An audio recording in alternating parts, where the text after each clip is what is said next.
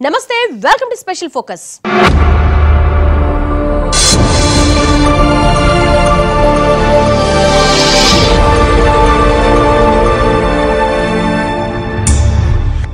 భూకంపం ఈ మాట వింటేనే కాళ్ల కింద భూమి వణికిపోతుంది. ఎక్కడో నేపాల్లో భూకంపం వస్తే ఇక్కడ ఏపీలో కోస్తా తీరం దద్దరిల్లింది.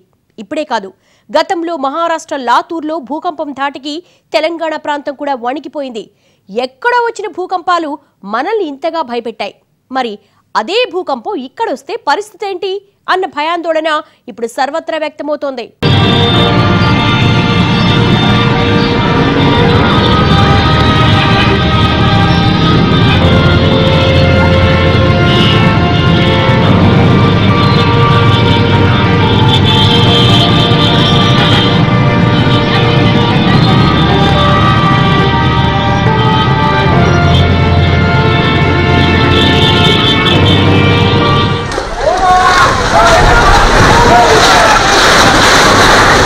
రోజుల కిందట నేపాల్ను నేలమట్టం చేసిన భూకంప ప్రళయం ఇది. ప్రశాంత దేశాన్ని మరుభూమిగా మార్చేసిన ఆ భూకంపం ఇప్పుడు మరోసారి పొంచి ఉందన్న వార్తలు నేపాల్ వాసుల కంటిపై కునుకు లేకుండా చేస్తున్నాయి. భూతల స్వర్గంలా ఉండే నేపాల్ను శవాల దిబ్బగా మార్చేసిన ఈ భూకంపాన్ని మించిన మరో భూకంపం అక్కడ పొంచి ఉందన్న వార్తలు యావత్ ప్రజానీకాన్ని భయకంపితుల్ని చేస్తున్నాయి.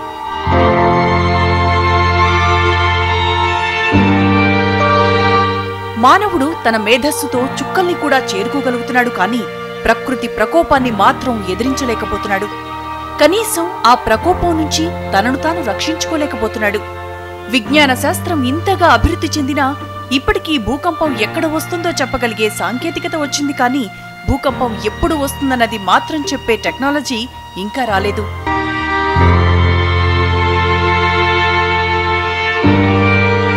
ఈ భూమి మీద ప్రతినిత్యం లక్షల్లో భూకంపాలొస్తాయి. ప్రతి 25 నిమిషాలకు ఒక భూకంపం ఎక్కడో ఒక చోట సంభవిస్తూనే ఉంటుంది. కానీ భూకంప తీవ్రత సిస్మోగ్రాఫ్లు పసిగట్టగలవు, కానీ మనుషులు గుర్తించలేరు.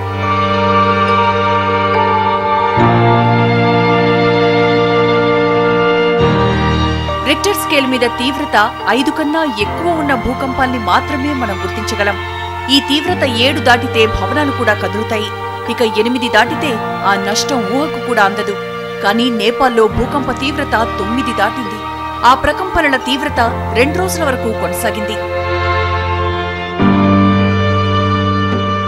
భూ ప్రకంపనలు మనం కన్ఫ్యూజ్ కాకూడదు.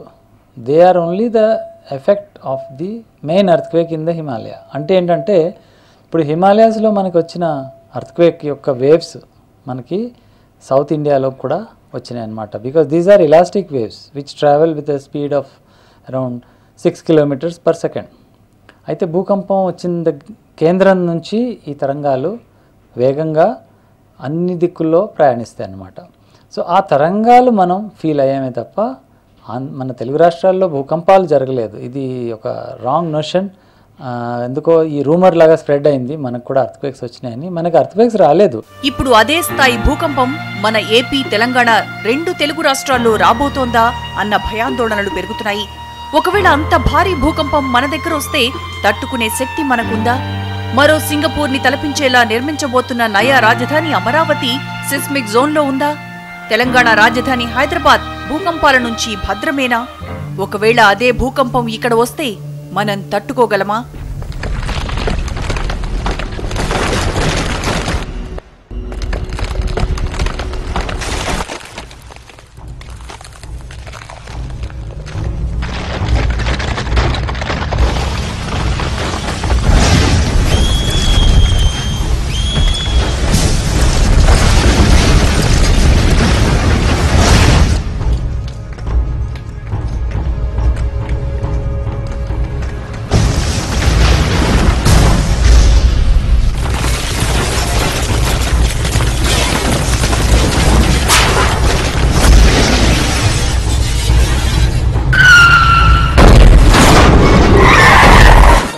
అంటే ఇప్పుడు ఇమీడియట్గా వస్తాయని చెప్పలేము, కానీ వస్తే గనక ఇంటెన్సిటీ 6-7 భూకంపాలు మన ఈ 2 రాష్ట్రాల్లో అంటే దగ్గర ఈ ప్రాంతాల్లో వచ్చే ఛాన్స్ ఉంది.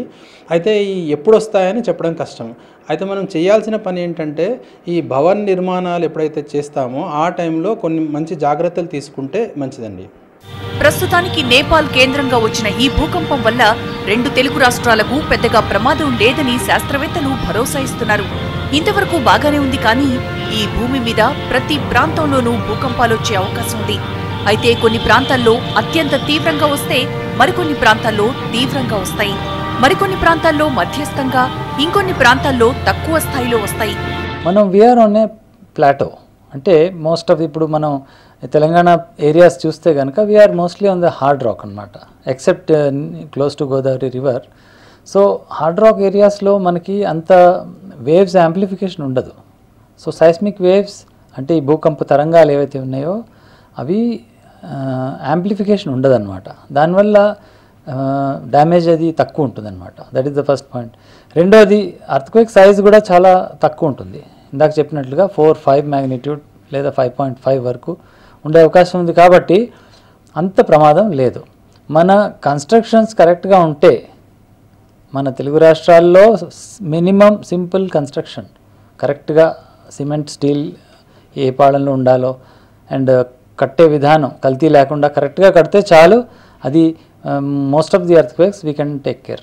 మనకి ఎటువంటి భయం లేదు. ఇలా సెస్మాలజిస్టులు అక్కడ భూకంపం వచ్చే స్థాయిని బట్టి భూమిని ఈ 4 కేటగిరీల్లో విభజించారు. మరి ఇందులో ఏపీలో ఏ ఏ ప్రాంతాలు ఏ ఏ జోన్లలో ఉన్నాయి? ముఖ్యంగా రాజధాని ఏ జోన్ కిందకొస్తుంది? తెలంగాణ జిల్లాలు ఎంతవరకు సేఫ్గా ఉన్నాయి అన్నదే అందరిలోనూ తలెత్తుతున్న ప్రశ్న.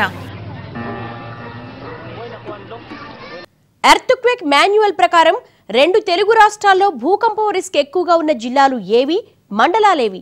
తెలంగాణ రాజధాని హైదరాబాద్, ఏపీ నయా రాజధాని అమరావతిలకు భూకంప ప్రమాదం ఉందా లేదా? ఓ చిన్న బ్రేక్ తర్వాత చూద్దాం యానిమేషన్ ప్రెజెంటేషన్లో.